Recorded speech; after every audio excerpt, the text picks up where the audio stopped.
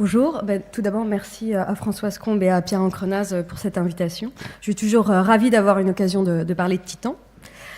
Donc on va s'éloigner un peu du Soleil par rapport à Mars ou par rapport à l'orbite de la comète Churyumov-Gerasimenko pour aller visiter dans le système de Saturne. Vous allez le voir, un monde qui va vous sembler, à mon avis, étrangement familier, celui de Titan, la plus grosse lune de Saturne qu'on a longtemps cru être aussi le plus gros satellite du système solaire. Donc, Titan a été découvert en 1655 par l'astronome néerlandais Huygens. C'est un objet assez difficile à observer en amateur parce qu'il est relativement proche de sa planète mère Saturne. C'est peut-être pour ça qu'il a fallu attendre plus de 2 siècles pour que l'astronome catalan Sola remarque un obscurcissement de la lumière vers le limbe et en déduise la présence autour de ce satellite d'une atmosphère épaisse. Cette présence d'atmosphère a été confirmée par la détection du méthane quelques décennies plus tard par Kuiper, donc le méthane ne pouvant être qu'à l'état gazeux à cette distance du Soleil. Ensuite, Titan a été visité pour la première fois par un engin spatial en 79 par Pioneer 11.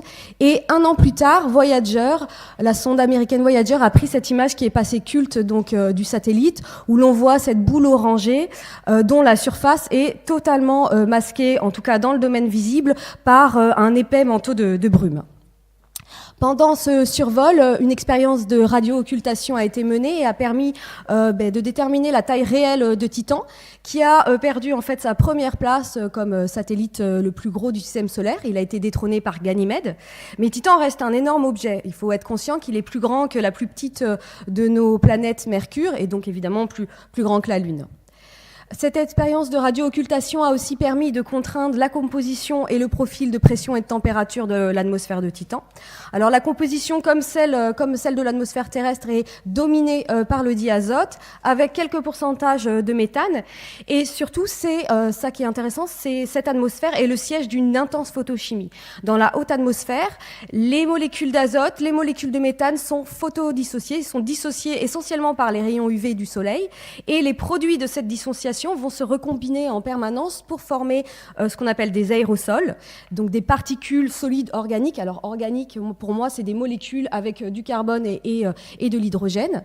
Et ce sont ces aérosols qui sont à l'origine des brumes de Titan, un peu comme les smogs qu'on a en ville en période de pic de pollution. À la surface, la pression est 1,5 bar, donc 1,5 fois la pression terrestre. En revanche, les températures sont vraiment très différentes et très glaciales. La température moyenne sur Titan est moins 180 degrés. Ce qui est intéressant, c'est que dans ces conditions de pression et de température, 2 hydrocarbures, le méthane et l'éthane, peuvent exister sous leurs 3 formes. Donc, ils sont à leur point triple. Ils peuvent exister à la surface sous la forme solide, liquide et gazeuse. Donc, exactement comme l'eau sur Terre. Donc à ce stade-là de l'exploration de Titan, la surface reste totalement mystérieuse, mais vous imaginez, les spéculations vont bon train. Et je vais vous citer quelques fruits de ces spéculations, on verra lesquelles se sont avérées bonnes. Alors déjà, les modèles photochimiques montrent assez rapidement que le méthane atmosphérique est a une durée de vie dans l'atmosphère très courte, puisqu'il est en permanence et irrémédiablement transformé en éthane ou en acétylène essentiellement. Donc se pose la question d'existence de processus de renouvellement du méthane atmosphérique. Donc des chercheurs proposent l'idée que le satellite est recouvert d'un océan global essentiellement composé d'éthane, qui est un liquide plus dense et moins volatile que le méthane, mais un océan qui serait couvert quand même d'une fine couche de méthane qui s'évaporerait et se recondenserait régulièrement. On pense aussi à un renouvellement du méthane atmosphérique par cryovolcanisme, qui serait un volcanisme à très basse température, où la lave serait de la glace fondue, et qui donc dégazerait régulièrement du méthane pour renouveler les stocks de l'atmosphère. Et puis on se dit aussi que parmi tous les aérosols produits dans l'atmosphère, les plus lourds doivent se déposer à la surface. Et on se dit donc que la croûte de Titan, qui devrait être essentiellement faite de glace, est sans doute recouverte d'une espèce de suie organique plus ou moins épaisse.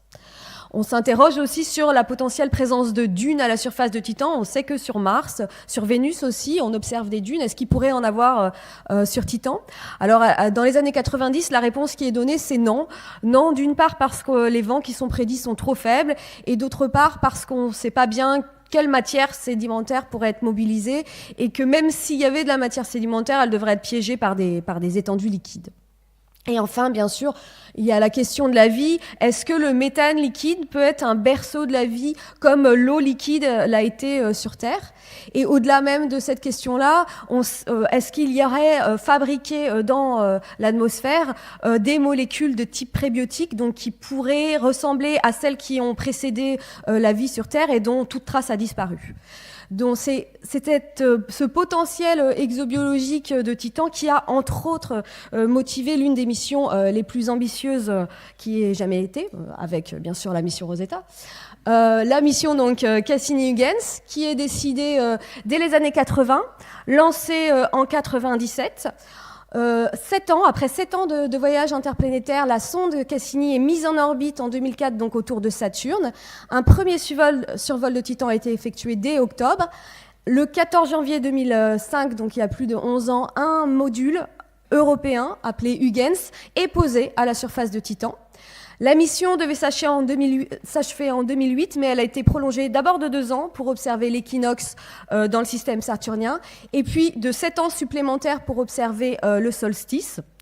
Malheureusement, la mission va bel et bien s'achever en septembre 2017, mais on aura une jolie fin puisque la sonde ira regarder de très près les anneaux avant d'être plongée dans l'atmosphère de Saturne. Au total, on aura eu 127 survols de Titan. Évidemment, à bord de cette sonde, il y a des instruments capables enfin d'observer la surface sous l'atmosphère de Titan. Déjà, 2 instruments ISS et VIMS qui vont tirer parti de 7 fenêtres atmosphériques dans le proche infrarouge, donc qui vont travailler à des longueurs d'onde où l'absorption par le méthane est minimum. Mais surtout, il y a un radar qui a vraiment été spécialement conçu pour observer la surface de Titan, qui opère dans le domaine micro-ondes à une longueur d'onde de 2 cm, une longueur d'onde à laquelle l'atmosphère de Titan est totalement transparente. Donc c'est essentiellement des images radar que je vais vous montrer dans la suite de cette présentation. Donc comme les images radar, c'est pas exactement la même chose que les images optiques, je vais très rapidement et très simplement vous expliquer le principe de fonctionnement d'un radar et en l'occurrence de celui de Cassini. Donc un radar émet des ondes vers une scène, ici une surface, et ces ondes vont être réfléchies, diffusées, transmises différemment en fonction de la composition, de la rugosité, aussi de l'hétérogénéité de la surface et de la proche surface. Et le radar va récupérer les ondes, l'énergie qui revient dans sa direction, qu'on appelle la direction de rétrodiffusion. Il va combiner ces signaux pour former, dans le cas du radar de Cassini, des images d'une résolution d'au mieux 300 mètres. Donc quand on a une surface qui est lisse, comme celle d'un lac, on va avoir en fait l'essentiel de l'énergie qui est envoyée par le radar qui est renvoyée dans la direction, ce qu'on appelle la direction spéculaire. Donc très peu d'énergie va revenir dans la direction de rétrodiffusion et on va observer une surface noire. Si en revanche la surface est rugueuse, on verra une image brillante. Donc après cette longue introduction, voilà enfin la première image de la surface de Titan qui a été prise par le radar le 26 octobre 2004. On appelle ça une fauchée radar. Je l'ai coupée en 2 pour qu'on la voie en entier. Elle fait au total 4500 km de long, 200-300 km de large. C'est à peu près 1% de la surface qui a été cartographiée ici. Alors qu'est-ce qu'on voit, ou plutôt déjà qu'est-ce qu'on ne voit pas? On ne voit pas d'océan global. Donc ça, la prédiction était mauvaise. On ne voit pas non plus de dunes. Et ce qui est intéressant, c'est qu'on ne voit pas de cratères d'impact non plus. Jean-Pierre en a parlé un peu tout à l'heure. Toutes les surfaces du système solaire ont connu des périodes de bombardements plus ou moins intenses, de bombardements météoritiques. Les surfaces passives, comme celle de la Lune, ont gardé les cicatrices de ces périodes violentes. Et les surfaces actives, en revanche, comme celle de la Terre, comme celle de Vénus, et on dirait comme celle de Titan, ont des processus de renouvellement de la surface, de l'érosion, des épanchements volcaniques qui ont effacé ces traces. Ici, on aperçoit peut-être des chenaux d'inondation, ce qui ressemble à des plaines alluviales. On a ici aussi une structure circulaire qui a été interprétée dans un premier temps comme un dôme volcanique, qui en fait, plus tard, quand on a eu des données topographiques, s'est avéré être une cuvette. Mais ce qu'on voit surtout dans cette image, c'est beaucoup de plaines uniformes. Et on l'a su bien sûr que plus tard, mais c'est une des régions les plus ennuyeuses de Titan qui a été observée lors de ce premier survol. C'est comme ça, c'est le hasard. Et la deuxième fauchée radar s'est avérée très différente et beaucoup plus riche en découvertes. Mais entre-temps, on avait eu cette image prise à la surface de Titan par le module européen Huygens, qui est donc atterri le 15 janvier 2005 et qui a révélé, déjà, il faut se rappeler que quand ce module a été conçu, on ne savait pas si on allait atterrir sur une surface solide ou plonger dans une mer liquide. Eh bien déjà, on voit qu'on a affaire à une surface solide, assez molle en fait, une sorte de boue, avec, vous le voyez, des galets arrondis, polis, faits a priori d'un mélange de glace et de matière organique, d'hydrocarbures, donc qui jonchent le site d'atterrissage de Huygens, qui a été interprété comme en fait le lit d'une rivière asséchée. Donc une nouvelle preuve d'une potentielle activité fluviatile sur Titan. Alors, Huygens a travaillé encore 2 heures après son atterrissage à la surface de Titan, puis sa mission s'est achevée, mais celle de la sonde Cassini s'est poursuivie. Voici la carte radar actuelle de Titan. Environ 65% de la surface a été cartographiée avec une résolution meilleure que 4 km. À la fin de la mission, on n'aura pas une couverture totale de Titan et c'est pas le but. Le but aujourd'hui, c'est plus de retourner voir des endroits qu'on a déjà vus pour essayer d'y détecter d'éventuels changements liés aux saisons notamment. Bien sûr, le radar de Cassini a révélé l'extraordinaire richesse géologique de Titan. Voici 4 exemples de paysages, de cartes postales de Titan. Ici, vous avez des champs de dunes linéaires à perte de vue. Ici, une région montagneuse avec des rivières qui doivent être asséchées. C'est pour ça qu'elles sont brillantes sur les images radar. Les rivières ici, en revanche, qui se jettent dans cette grande mer ou vers ces lacs, sont, elles, remplies de liquide. Ici, vous avez une zone un peu plus énigmatique. On appelle ces terrains, qui doivent être des sortes de canyons, de vallées très encaissées. On les appelle des terrains labyrinthiques, à côté de plaines très, très uniformes. En fonction des paysages que vous affectionnez, il va falloir vous rendre à des latitudes différentes sur Titan. Si vous êtes plus désert que mer, eh bien, il faut aller vers l'équateur, puisqu'en fait, les dunes sont toutes confinées dans la ceinture équatoriale entre moins 30 et 30 degrés de latitude.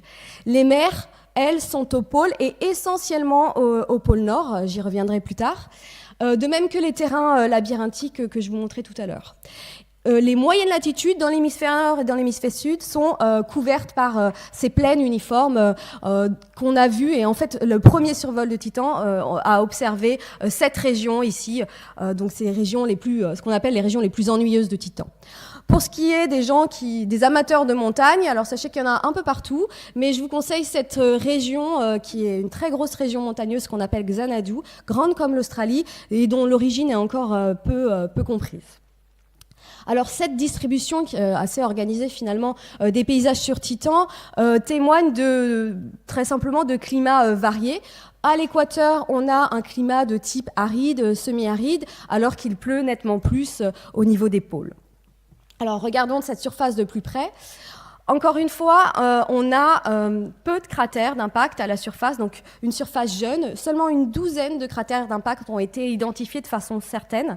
Pour comparaison, sur Terre, on dénombre 200 cratères d'impact identifiés, ce qui est très peu aussi. Donc on a des processus de renouvellement de la surface. Sur Terre, les cicatrices des cratères sont effacées par ordre d'importance, par l'eau déjà, par le vent, et puis sur des échelles plus longues par le tectonisme et le volcanisme. Alors voyons si c'est la même chose sur Titan.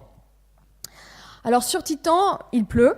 Comme on est plus loin du Soleil et que l'énergie solaire donc reçue est nettement moindre, les précipitations sont sans doute beaucoup moins abondantes que sur Terre.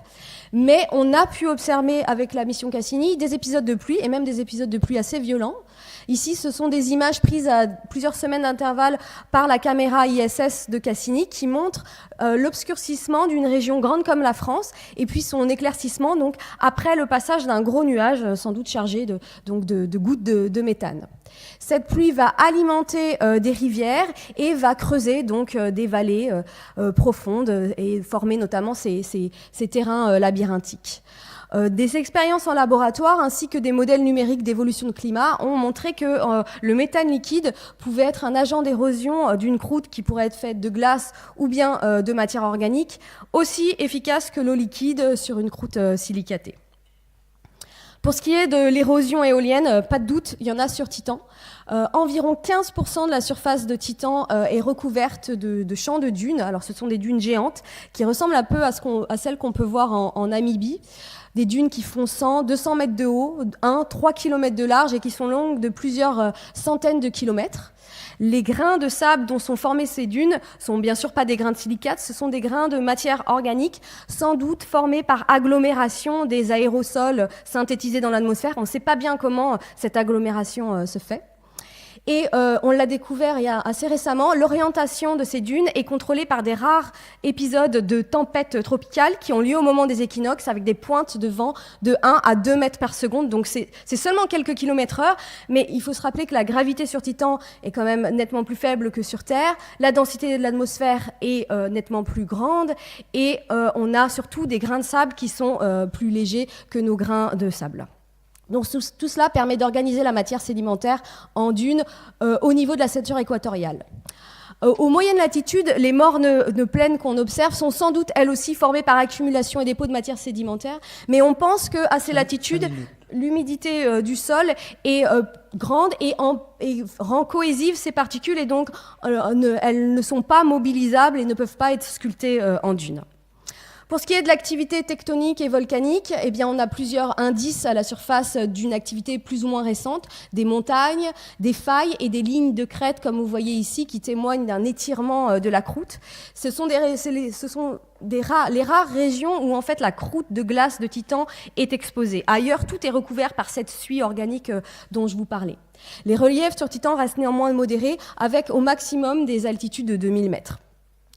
Pour le cryovolcanisme, on n'a absolument aucune preuve sûre, irréfutable d'un cryovolcanisme à l'œuvre. On a un candidat potentiel comme cryovolcan, c'est cette structure que vous voyez ici. On a d'un côté un pic qui fait 1000 mètres de haut, à côté d'un cratère qui fait aussi 1000 mètres de profondeur, et on a vraiment du mal à imaginer comment un tel édifice s'est formé sans l'intervention d'un événement catastrophique, mais ce n'est pas une preuve. Pour finir, je vais vous parler des lacs et des mers d'hydrocarbures, donc de l'activité lacustrine et marine de Titan. Donc Titan, il faut bien le dire, c'est le seul objet du système solaire avec la Terre à disposer d'étendues liquides à la surface. Donc des lacs, quand ils sont très gros, ces lacs, on les appelle des mers, qui sont essentiellement au pôle nord de Titan. On a donc 3 mers auxquelles on a donné des noms de monstres marins, Kraken, Ligea et Punga Mare.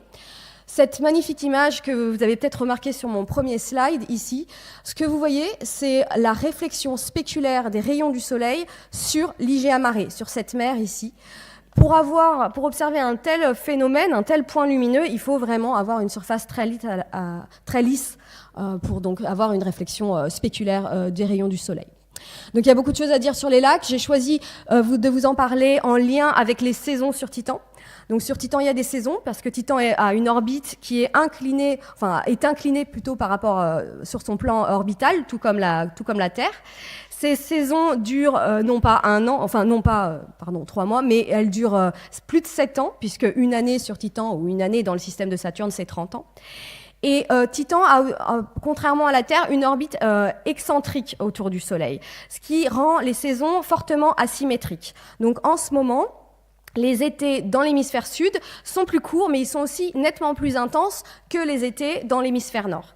Et c'est cette différence, cette asymétrie dans les régions entre le nord et le sud qui explique la dichotomie nord-sud de la distribution des lacs de Titan. C'est pour cette raison que la plupart des lacs sont en ce moment, à notre époque, dans le pôle nord de Titan. Ce qui est intéressant, c'est que cette situation, en gros, les paramètres orbitaux de Saturne et donc de Titan vont s'inverser à peu près tous les 50 000 ans. Donc si on revient voir Titan dans quelques milliers d'années, dizaines de milliers d'années, on devrait voir une distribution des lacs complètement différente. Donc ça, c'est pour les changements saisonniers à grande échelle, on va dire, sur des grands temps. Dans le cadre de la mission Cassini, qui couvre quand même finalement 2 saisons sur Titan, on a à la fin 13 années, donc 2 saisons sur Titan, on commence maintenant à observer des changements saisonniers, notamment au niveau des lacs. Alors, au début de la mission, le pôle Nord était en hiver. Maintenant, le printemps est bien installé et on observe l'apparition et la disparition de points brillants, de régions brillantes sur les images radar, dans ici le lac Ligea Mare. Alors on a appelé ces phénomènes des phénomènes de Magic Island, c'est un nom très maladroit parce que c'est pas du tout des islands, c'est a priori plutôt des vagues, des remous à la surface du lac qui donnent une certaine rugosité à cette surface et du coup on voit eh bien, des régions qui devenir brillantes alors qu'elles étaient sombres avant et elles le redeviennent d'ailleurs après. Donc c'est une nouvelle preuve, s'il en fallait, du dynamisme du monde de Titan. Voilà, donc pour conclure, je dirais que la mission Cassini a vraiment changé notre vision de Titan, en levant le voile, notamment sur sa surface, mais pas que, évidemment. Elle nous a révélé un monde qui, je pense, vous avez trouvé bizarrement familier, un monde dynamique, actif. Pour la question de l'habitabilité, alors cette question, elle demeure. Il faut dire que les températures glaciales de Titan sont quand même un frein aux réactions chimiques, donc un frein à l'apparition de la vie. Et la mission de Cassini, par contre, a permis de démontrer l'existence sous la surface, à une 50aine de kilomètres, sous la surface d'un océan d'eau liquide qui pourrait être un abri peut-être un peu plus propice à la vie. Donc aujourd'hui, il ne reste plus que 9 survols de Titan. On a quand même 13 années de données collectées, donc ça peut nous occuper pendant des décennies, mais je veux pas trop dire ça parce qu'on est quand même beaucoup à souhaiter un retour vers Titan. Alors il y a de nombreux concepts de mission qui sont à l'étude. Aucun n'a encore été accepté, mais il faut dire que la géographie variée de Titan, la faible gravité, sa forte densité, tout ça c'est très favorable à la navigation et donc à la créativité. Et on a eu des projets de drones, de radeaux dérivant sur une des mers de Titan et même de ballons évoluant au rythme des vents dans l'atmosphère de Titan. Donc j'espère que un de ces projets verra le jour. Je vous remercie.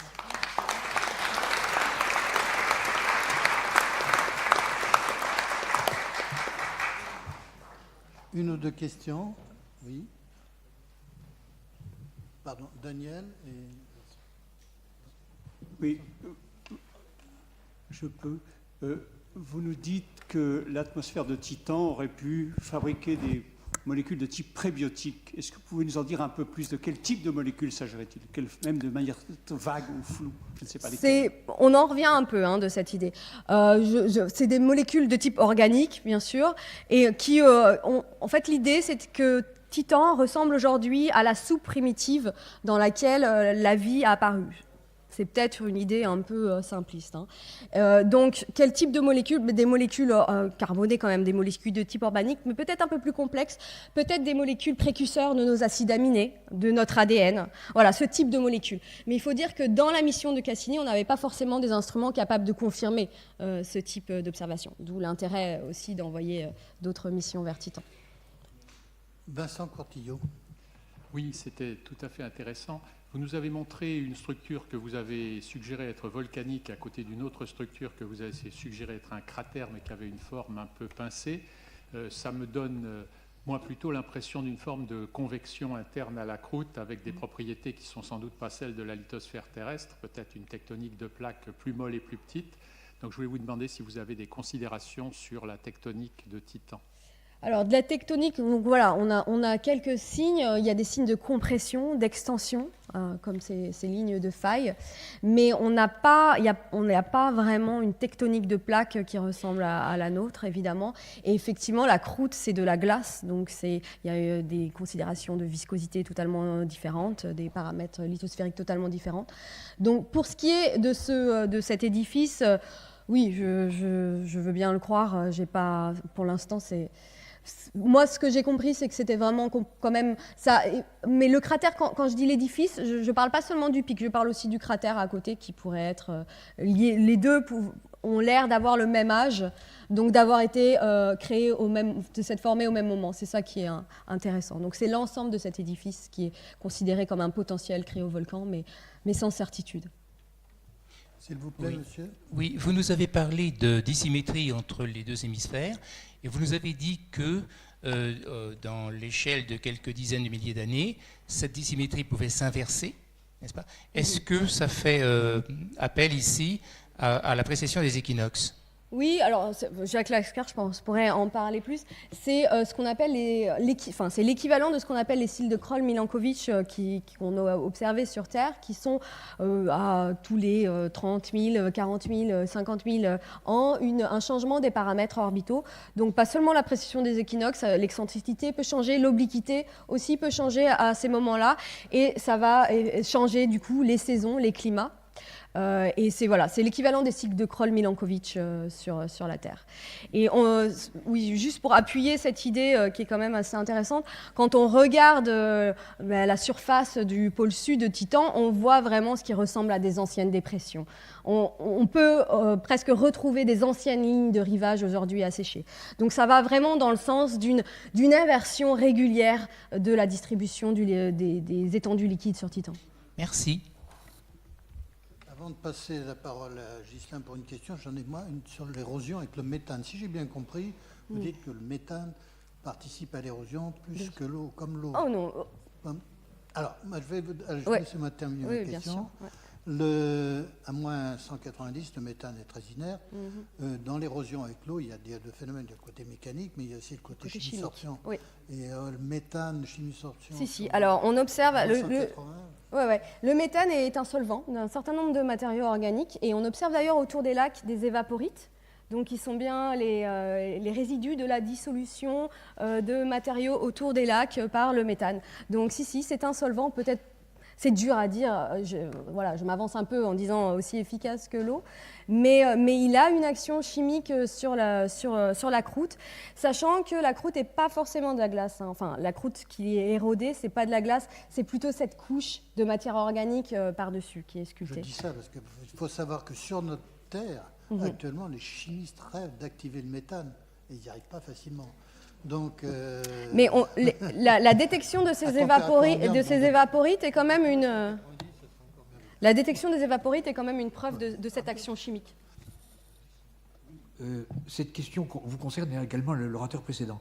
Je suis assez frappé de voir que, aussi bien sur la comète Chury, la quantité de matière organique présente dans la comète est énorme, beaucoup plus que ce qu'on croyait, et d'autre part sur Titan, vous avez aussi des quantités énormes d'hydrocarbures, etc.